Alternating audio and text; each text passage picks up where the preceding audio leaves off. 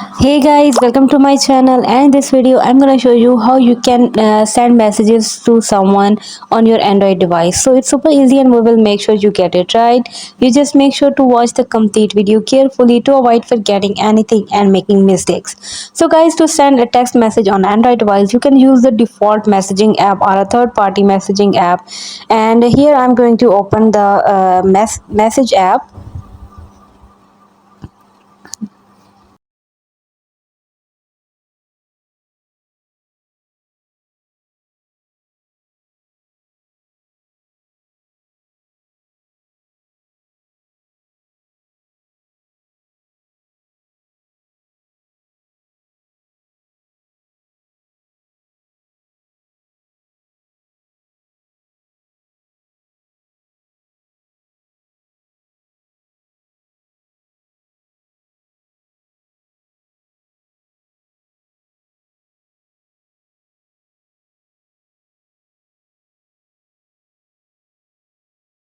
This is how you can easily send messages to your favorite ones.